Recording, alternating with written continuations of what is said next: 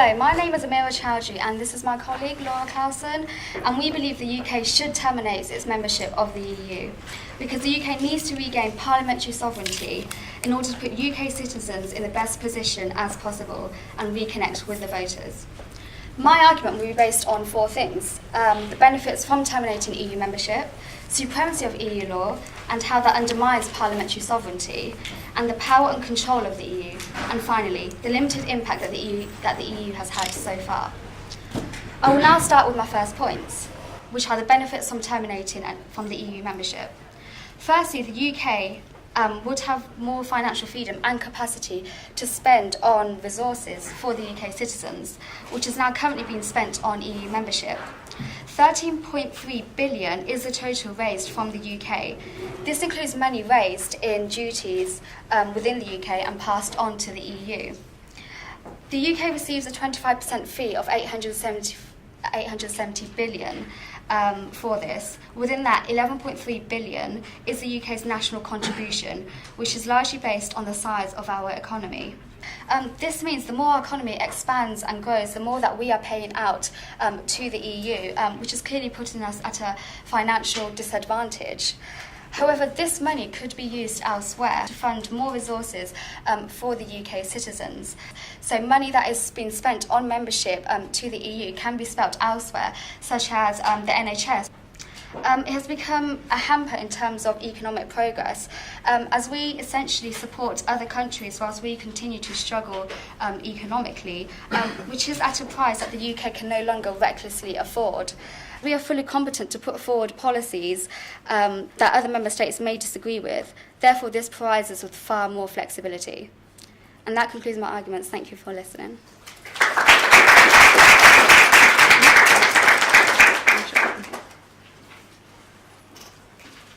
Hi, my name is Beth Maloney, and this is my colleague Sophie Bloom. We believe that the UK should not terminate its membership with the EU for a number of reasons. I stated on the PowerPoint that we believe it affects energy, climate change, the economy, society, the environment, the threats of terrorism, and the developing world on its own are all issues that the EU need to deal with, and I think the UK, or you think that the UK is fundamental to be a part of that. So firstly, I'll start off by saying that if the UK were to pull out of the EU, the country would fundamentally become isolated. We're a small island on its own, on the departed from Europe, and its influence throughout the past several hundred years has been very important. I mean, in 1783 we started the British Empire. We had colonies in America, Australia, India, throughout Europe, but over the last several hundred years this has declined. We haven't had as much influence. It's a big thing for a country that's 40 times smaller than the whole of Europe itself, and we can't let this influence that we believe that we have get to our heads and think that we can survive on our own without a relationship with the member states of the EU.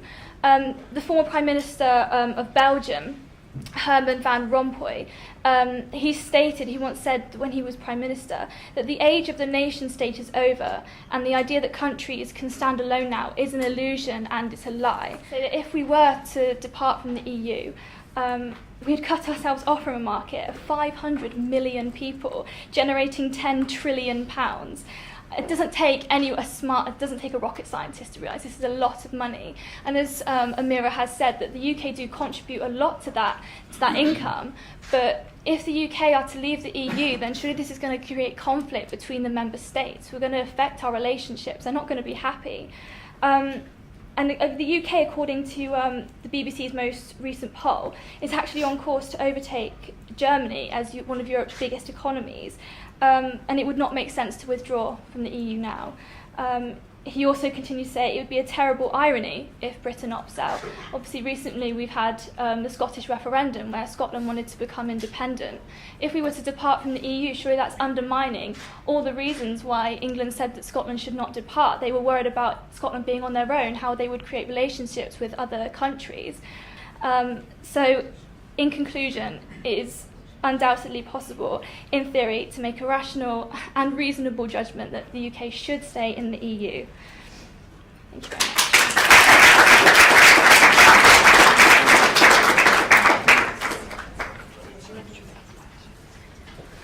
So I'm Laura Clausen, and I will now give you 4 additional arguments to why the UK should no longer be a member of the EU.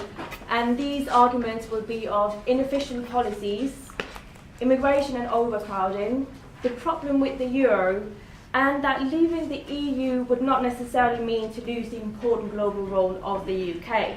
And I will start with the argument of inefficient policies, and I will put it very simply and give the example of the CAP, the Common Agricultural Policy. This policy was established and introduced in 1962, and according to the European Commission itself, it is the most important policy. But this policy is not cheap at all. Every year, the money to this policy comes from the EU's general budget, and it accounts for over 40% of this budget, with the number being 43% in 2011. So we have here a policy that spends an enormous amount of money, and unfortunately an enormous amount of money that the UK specifically does not really feel the benefits from, because the parties that it actually do benefit are the bigger agricultural producers, the countries with more land and a bigger farming business, such as France, as compared to the UK. Immigration of EU citizens to the UK last year in 2014, the number was 251,000, as compared to 2013, where the number was 800,000. And the number is just seen to increase. And this is not about not wanting people to be let in the country or trying to have people to be kept out of the UK. It is merely a way to mitigate these circumstances and try and find better ways, as UK at the moment does not have jurisdiction to actually have rules in this area. And that's why we think that it would be better if the UK stepped out of the EU, certainly in this area. Thirdly, we have to look and take seriously the problems that have been with the euro in the Eurozone. Because even though that the UK has not taken part in the single currency, we still feel the consequences in this country. The euro crisis meant huge payouts from EU member states to countries in the Eurozone that could no longer take care of their increasing debt themselves, and enormous debts. And all in all, what we have seen is a huge insecurity and a crisis that was just spreading, being incredibly hard to stop and get back on track. And it has resulted in a very low economic growth and a high unemployment rate across the EU. And additionally, the United Kingdom still plays a key part in NATO and the UN Security Council, which does give the UK quite a powerful global vote and influence.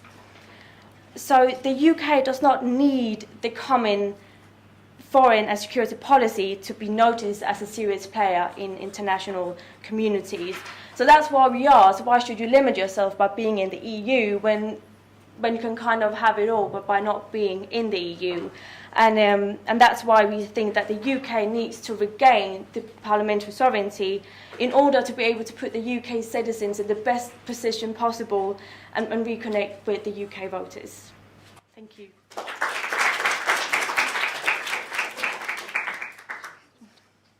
The single market of 500 million people provides relatively level playing for British businesses to trade in.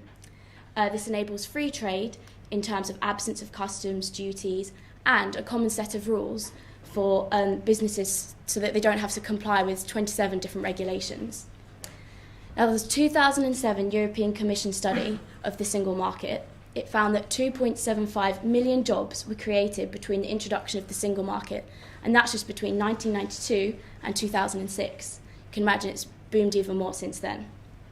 Also, there was a 2.2% increase of the GDP for the EU, and so for the UK, this would have been £25 billion. Exports to other EU countries account for over half of the UK's exports of goods and services, which is worth £200 billion. For comparison, the trade with the US was only 13% as compared to a half, so you can see that it's significant. We also benefit in the business side of things. So despite it being quite controversial, the right of free movement for EU citizens is really valuable for employers because it enables them to have a far wider pool of people to select from. So they can have like any skills that we need to be made up for. They can have the best people. I'm sure you'd all agree that you'd rather have the more skillful doctors. We also benefit personally. The most obvious benefit to individuals would probably be the freedom to travel, live, work, study, and retire anywhere in the EU. So I'll leave you with our tagline: energy, climate change, the economy, society, the environment, terrorism, security, and our relationship with the developing world are all issues which are too big for the United Kingdom to address effectively on its own.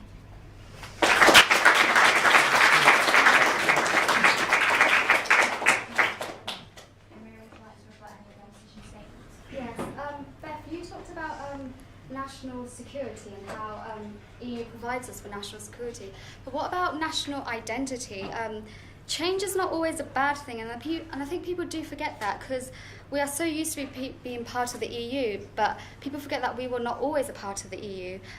There was a time when we didn't have to rely on other countries and we stood independently, and we didn't have to carry the financial burden of the other countries. And you talk about how we'd become isolated, but I don't think that's necessarily true because we would not be closing our borders.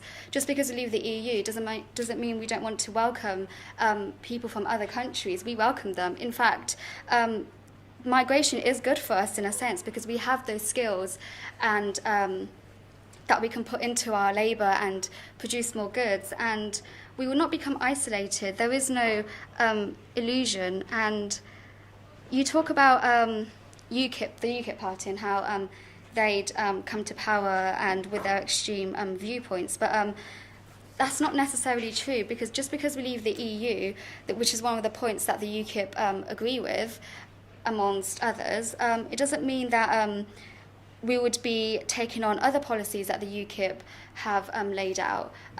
We would stand on our own, but we would be good on our own as well.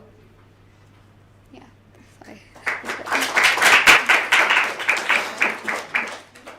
Okay, so you talk about the isolation of the UK and the sense of national identity, but as Sophie pointed out, there are fundamental reasons why we joined the EU in the first place, because of all the beneficial costs that it had to us. I mean, you talked about the costs of the EU, but think about how much money it's actually bringing in as well. I mean, I know you're saying that we're not going to close the borders, but think of all the people that maybe stopped from coming into our country. How much money do we make from tourism, from people coming in? People that come in and work in this country, they contribute to taxes, they contribute to our system. What about the positive sides of immigration? Like the UK as itself is great because we are multicultural. Yeah. We have adapted ideas from all around the world, especially within the EU. Yeah. And surely taking away that essential right of movement would limit the multiculturalism in this country and essentially start to weaken that. Yeah, if we leave the EU, doesn't necessarily mean that we will physically stop people from coming into the country, because we do value multicultural people within our society, and so I don't think leaving the EU doesn't mean we'll cut off relations from people from other countries. We would more want them to come to our country because they provide skills for us, and we would use that. So we're not saying that just because we leave the EU it should be only just British people in England. We are saying that it should be multicultural still. The UK government could provide policies that will ensure that there will be no discrimination in terms of what kind of people are allowed into the country. Yeah, and just to add to that, it's not about having people not coming in. It's just about actually having a say in how you do this, because right now the UK have nothing to say in this, and that's why we experience problems as housing shortages, which is a huge problem. So it's just basically to be able to actually manage with immigration.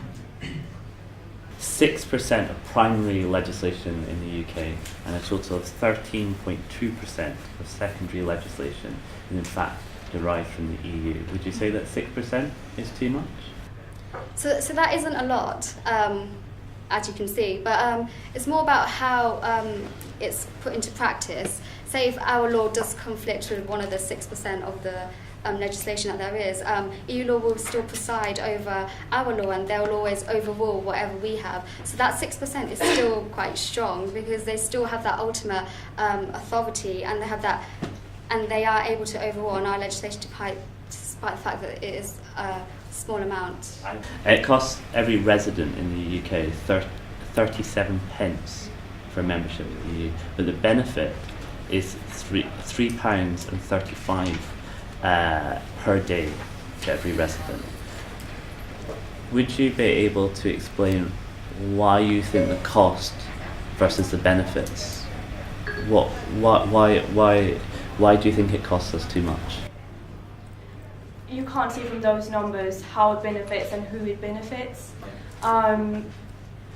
So that's an average, but the thing is, if it only goes to a very small percentage of the population that actually benefits from the EU, then it's still quite a cost for those people who do not benefit, that they have to give to the EU to get no benefit back. So you have to be able to break that up more to see how the benefits actually go across, because just because that the average benefit looks to be higher than the actual cost doesn't mean that there actually is an average benefit across the UK. Great. So I just have two questions, and I don't want to limit you guys in terms of the questions. So to take that point and to put that across to you, do you think that in terms of funding for the EU, is that going only to specific, limited communities, rural communities, for example, that get a significant amount of EU funding? Is that unfair on me, who lives in southeast London, who gets less funding? Do you think that I would say it's limited to smaller groups and areas. I mean, so you're saying that the money that we put into the EU pot basically might just go to smaller groups, it doesn't necessarily affect everyone. Well, I think that any money that we put into the funding that goes into the EU is a contribution to the economy that we are a big part of, which then we benefit back from. I wouldn't say that it's the funding's put into just smaller groups. There's lots of, as you were saying, there's lots of legislation which our funding will contribute towards and contribute then back towards us and help us. Okay, Sorry. thank you. I just want to also ask you about fish. EU currently requires us to get rid of fish that doesn't meet a certain size or a quota, which means that our seas are being inundated with dead fish. Now, do you think that it is fair for a European Union with a diverse seabed from the Mediterranean all the way up to the Arctic, do you think it's fair for them to dictate to us how we should do our fish policy? Sorry, I wasn't expecting that question. I actually do think it is fair. I think that any legislation that the EU put into place, they put into place for a reason. They think it's important, and for the UK to have to follow that, we don't have a fish deprivation in the country. We have a lot of fish to choose from. So I wouldn't say it causes a problem for our economy. And like I said, the EU wouldn't put that kind of legislation in unless it was for a particular reason, and if it wasn't going to benefit. Thank you. I think going on that, we're saying we have to abide by a certain size of fish. There's masses of people in this world who are starving, so is it right to kill off a very valuable source of food just for saying that it's not big enough to eat for us? Surely that's not justifiable when you've got so many people starving in the world. I feel like those people who you mentioned who are starving and things, they wouldn't have had those fish anyway. Of course, but we have the ability, we have the right to have it, and we're just disregarding it. So surely that's just throwing it in their face. I sort of feel like, there are balances, there's pros and cons to each side, and yes, I agree that fish are important, but I think there are more important things that we have from being in the EU. So if fish would be one of the things to lose, I think it's almost worth it.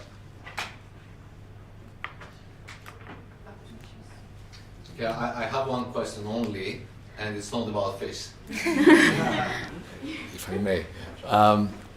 First of all, I thank you, because we've been grilling you for some time. You have done an amazing job. I mean, I was personally highly impressed. I think we are very, very proud for the performance that we've seen today. And I know that it's supposed to come at the end of the process, but I was so impressed that I couldn't resist. Now, I think, as I said, you have done an admirable job providing an evidence-based discussion of the main topic. You went into some complex figures, which I think you've analyzed in a very, very nice, very structured way. One thing that I was slightly surprised you haven't addressed, neither of the teams, was the European Convention on Human Rights. And maybe that reflects the fact that you have a good understanding that the EU issue is one issue, and the European Convention on Human Rights is a separate one. But on the other hand, I mean, a lot of the controversy surrounding the question of the UK leaving the European, possibly leaving the European Union, is underpinned by the question of the impact, the effectiveness of the European Convention on Human Rights. So, to come to the question, I'd like to ask your team, that is supporting the statement, what do you respond to all those great supporters of the European Convention on Human Rights that will tell you that the European Convention has actually done a fantastic job in advancing the human rights cause? And conversely, what do you say to all those who are critical of the European Convention on Human Rights in terms of it depriving the country from the freedom to decide itself some very crucial questions that relate not to fish but to individuals? What sort of liberties we have in terms of the right to fair trial, in terms of the right to privacy, in terms of freedom of expression, and so on and so forth. Well, I would definitely say that just because you leave the EU and then you might not have the direct European Convention on Human Rights does not mean that you cannot actually have human rights in the country. The Parliament is sovereign, so you could still have a Human Rights Act incorporated in the legislation. We would say that obviously if we departed from the European Convention of Human Rights, we still have the Human Rights Act 1998, but just remember the fundamental reason this act was brought in was because of the European Convention of Human Rights, and because the UK thought it was important that we had this legislation adapted to our own system. It just creates the question of what happens to people who at the moment can take their cases to Strasbourg, who can appeal the cases that happen within the UK, if they're not happy, if they feel that their human rights have been breached. Then we're such a small country. Again, we have parliamentary sovereignty. Would that then mean that the Parliament itself would have to undermine its sovereignty and create its own appeal court within England or the UK that people can then take their cases to, essentially have our own English Convention of Human Rights instead of the European Convention? You talk about they'd have to adopt some kind of legislation to create to something that they can abide by, that they can follow. But think of how complicated that would be. And like I said, what would happen to people that weren't happy with their decisions? If you're not happy with your decision in the English courts, you can take it to Strasbourg. Does that take away people's fundamental right to a free trial? Where do we go from there? I've just got one final question that I'd like to ask, and it's to Beth and Sophie. So one of your first points on tagline is talking about energy. Well, at the moment, the UK generates 39% of its electricity by burning coal. Now, the only reason we can import that coal is because there's an actual loophole in the EU system, but they're going to close that. So what do you think would happen in terms of our energy resources if we're just going to have that shut off by the EU? Do you really think that that's kind of an adaptable system for the UK to use? I think in a way it would be good, because it would actually push England and the UK itself to actually become more economically friendly and friendlier to the climate. And like I said, the legislation, obviously it's a loophole that they're going to change. It's not going to completely cut off coal supplies to England as a whole. Okay, thank you. Thank you, Ron. I'm going to stop questions there to give you guys a break as well. If everybody could please vote who they think has been the most persuasive today, and if they could possibly pass those on to the end of the row and I'll collect those. Okay, based on the judge's decision and on an audience vote, the audience vote was 19 to 13. The winners of the debating final are...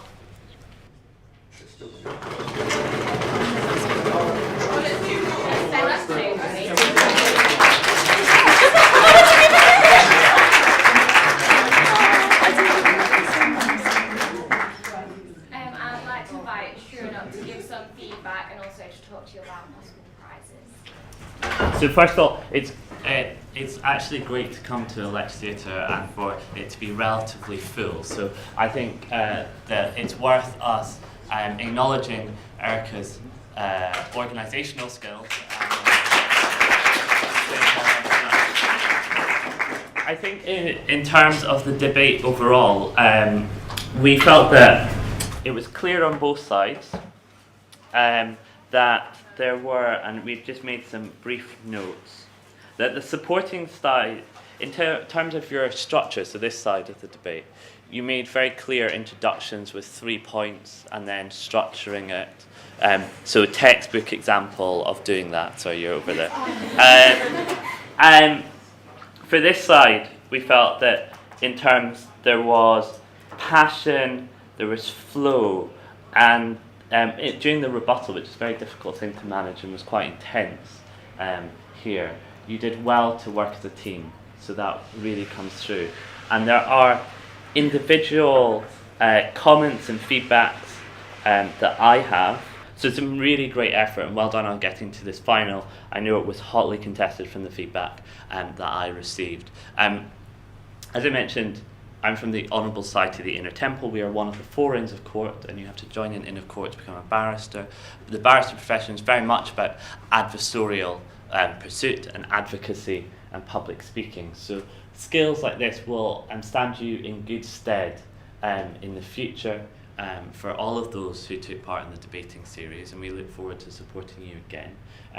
We would really like you to come to the Inn, all the finalists and yourself as well, to come and join us for lunch and get a tour of the Inn. And also for the winners, I have some book tokens, because we felt it was only wise to give you something that you're definitely going to spend it on academically. So I will give those to you afterwards.